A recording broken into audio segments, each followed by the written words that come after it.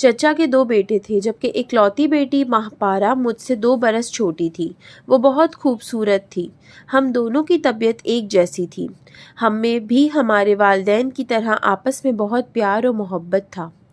کوئی بات ایک دوسرے سے نہیں چھپاتے تھے۔ یہ ان دنوں کی بات ہے جب میں FSC کر رہی تھی اور منزہ میٹرک میں تھی۔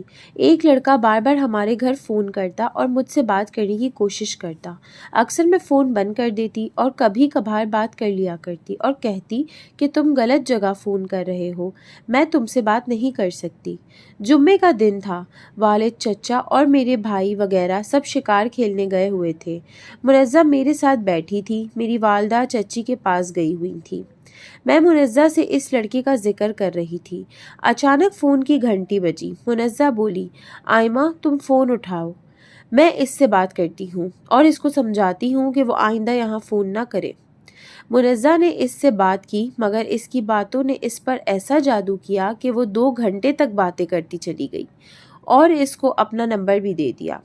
پہلی گفتگو میں ہی منزہ نے اپنے بارے میں اس کو سب کچھ بتا دیا اور وہ صرف یہی معلوم کر سکی کہ لڑکے کا نام معظم ہے۔ اس دن کے بعد ان کے درمیان فون کا سلسلہ جاری ہو گیا۔ وہ اکثر رات کو فون کرتا جب سب سو چکے ہوتے۔ منزہ فون اپنے کمرے میں لے جاتی اور صبح تک اس کے ساتھ باتوں میں مشغول رہتی۔ میں نے کئی مرتبہ اسے منع بھی کیا اور کہا کہ اگر یہ لڑکا واقعی تم سے محبت کرتا ہے تو اپنی امی کو رشتے کے لیے بھیجے۔ تبھی میری کزن نے جواب دیا، یہ تو بات کی بات ہے، پہلے میں لڑکے سے مل تو لوں، پتہ تو چلے کتنے پانی۔ اور ہمارے والدین کافی آزاد خیال ہیں اور یہ شاید اسی کا نتیجہ تھا کہ اس شہر میں واحد لڑکی میں ہی تھی جو گاڑی چلایا کرتی تھی۔ ایک دن منزہ نے معظم کو ایک جگہ ملنے کے لیے بلایا۔ میں اور وہ گاڑی پر اس جگہ پہنچ گئے۔ ہم وہاں کافی دیر ٹھہرے مگر وہ نہ آیا۔ جب ہم واپس جانے لگے تو میں نے دیکھا کہ ایک گاڑی ہمارا تعاقب کر رہی ہے۔ کبھی وہ آگے نکل جاتا۔ گاڑی ایک خوبصورت نوجوان چلا رہا تھا۔ ہم نے جان لیا کہ یہی معظم ہے۔ اس مختصر ملاقات میں منزہ اور معظم کی کوئی بات نہ ہو سکی مگر تعارف ہو گیا، تو اس کے بعد ان کی ملاقاتوں کا سلسلہ شروع ہو گیا۔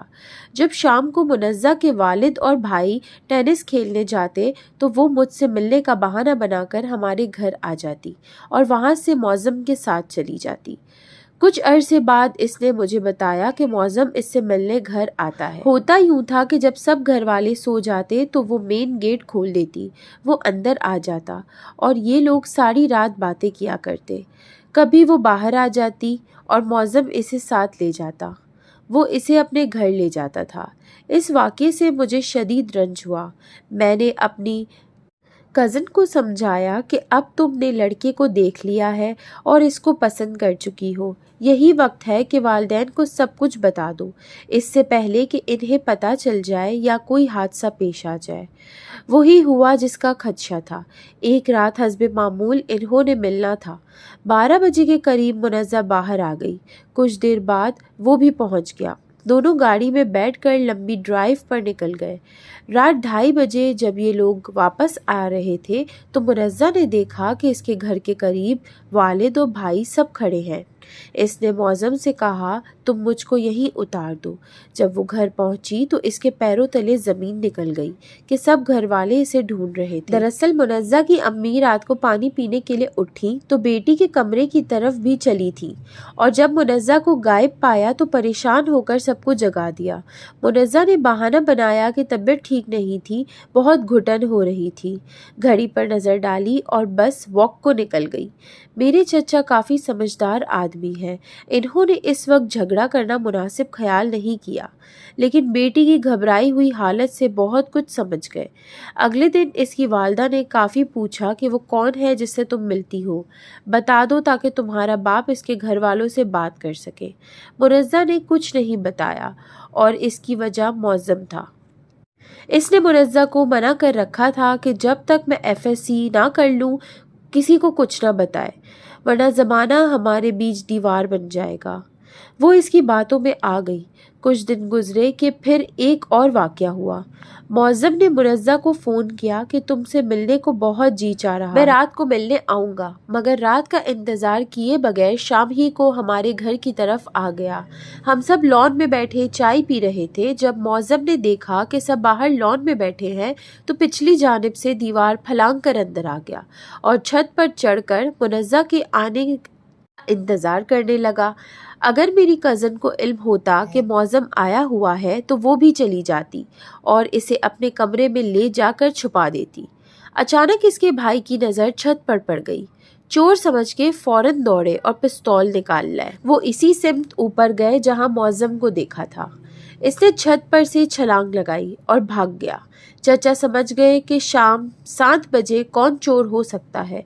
इस वाक़ये के बाद से हमारा खुद गाड़ी ड्राइव करना बंद हो गया और फ़ोन भी हमारी दस्तरस से दूर कर दिए गए। वो फिर भी किसी न किसी तरीके से मौज़म के साथ राब्ता कर लेती और वो रात को हमारे घर आ जाया करती। बताती चलूं कि हम मालदार मोअज़्ज़ज़ घराने से ताल्लुक़ रखती थीं। वालिद के 3 भाई कराची और इस्लामाबाद में रहते थे, जबकि चचा हमारे साथ रहते थे। बड़ा सा हमारा मकान 2 हिस्सों में एक दीवार के ज़रिए तकसीम था, लेकिन दीवार में भी हम लड़कियों के आने जाने की खातिर दरवाज़ा लगा दिया गया था। इसी वजह से मैं और मुनज़्ज़ा जब चाहे एक दूसरे के घर आ जा सकती थी। एक दफ़ा तो ऐसा हुआ कि वो मुनज़्ज़ा के कमरे में बैठा हुआ था कि दरवाज़ा खुलने की आवाज़ आई। इसने फ़ौरन अपने ऊपर चादर डाल ली और सोता बन गया।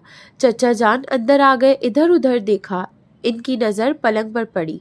चादर पर ना गई कि इस पर कोई है। इन्होंने दरवाज़ा बंद किया और वापस चले गए। मौज़म ने एक गलती ये भी की कि मुनज़्ज़ा के बारे में अपने एक दोस्त को सब बातें बताता रहा। इस लड़के का दीगर गलत किस्म के लड़कों के साथ उठना बैठना था। इन आवारा मिजाज लड़कों ने तमाम वाक़यात दूसरे अपने कमाश के लड़कों को बताए। यहाँ तक कि मौज़म और मुनज़्ज़ा के दरमियान जो गुफ्तगू भी होती वो दूसरे लड़कों तक पहुँचती रहती। यूँ मेरी कज़न सारे शहर में बदनाम हो गई। इसके चर्चे गली गली होने लगे और लड़कों ने मुनज़्ज़ा को फ़ोन करके तंग करना शुरू कर दिया। आए दिन हमारे घर में भी रॉन्ग नंबर आना शुरू हो गए। इस तरह ये तमाम बातें मोहल्ले के एक लड़के के ज़रिए मुनज़्ज़ा के भाई के कानों तक पहुंच गई। जब इसके भाइयों को इल्म हुआ तो वो घर आकर उन्होंने बहन को बहुत मारा और पिस्तौल निकालकर इसको शूट करने लगे। तब चच्ची रोकर बेटी की ज़िंदगी की भीख मांगने लगी। सारे भाई अब मौज़म के खून के प्यासे थे। इसके पीछे भी गए लेकिन ना ढूंढ सके, क्योंकि वो तो ऐसा गायब हुआ इसके घर वालों को भी पता ना चल सका कि कहाँ चला गया है। मुनज़्ज़ा पर सख्त पाबंदियां लग गई।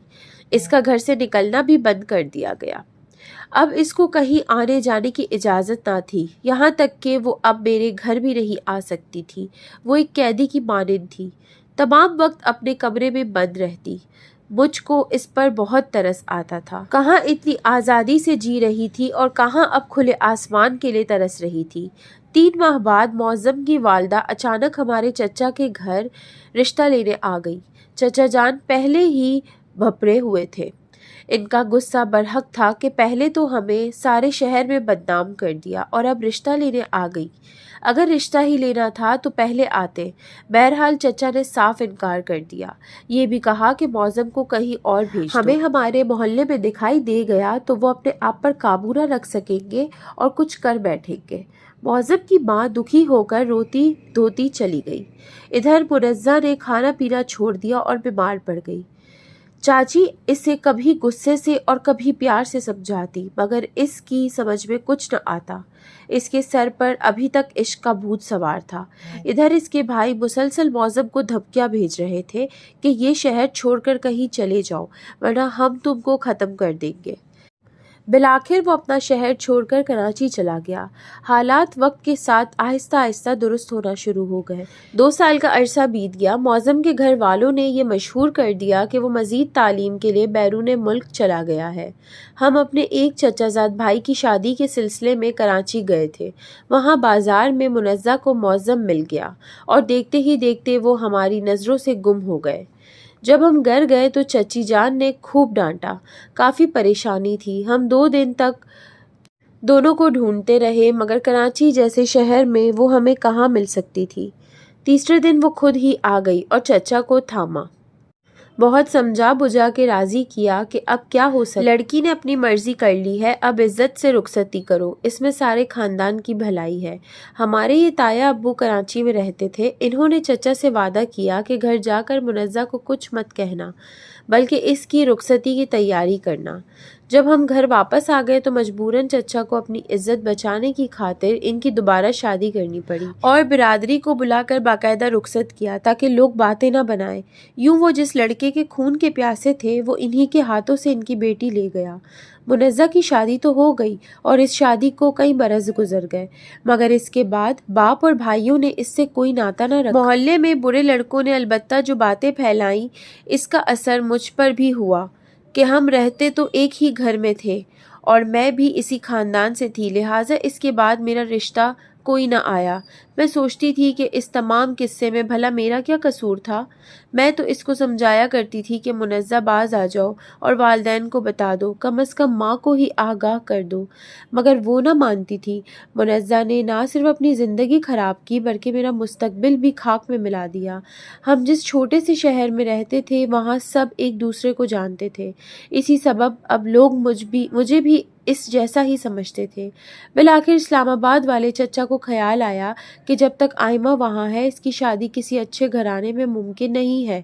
इन्होंने वालिद साहब को समझाया और ज़मीन बिकवा कर इनको इस्लामाबाद शिफ्ट किया। यहाँ चचा के एक पड़ोसी की बेगम की नज़र मुझ पर पड़ गई तो बार बार इनका आना जाना होने लगा और इन्होंने अपने लड़के के लिए मेरा रिश्ता मांग लिया। इसी तरह देर से ही सही मेरा घर बस गया और वालिदैन की फ़िक्र हटी। सोचती हूँ मुनज़्ज़ा तो आज जैसी तैसी ज़िंदगी गुजार रही है, मगर हम बहनों के रिश्ते में कांटे बिखेर गई है। और ये सब इस कारण हुआ कि हम एक छोटे से शहर में रहते थे। बड़े शहर में पढ़े लिखे घरानों में भी अब लड़के और लड़की की मर्ज़ी को शादी को अहमियत दी जाती है और पसंद की शादी अब इतनी बड़ी खता नहीं रही कि जिसकी सज़ा तमाम खानदान की लड़कियों को भुगतनी पड़े। अगर आप लोग को मेरी कहानी पसंद आई हो तो मेरे चैनल को सब्सक्राइब ज़रूर कीजिएगा और लाइक करके कमेंट बॉक्स में ज़रूर बताइएगा आप लोगों को कैसी लगी। अल्लाह हाफिज़।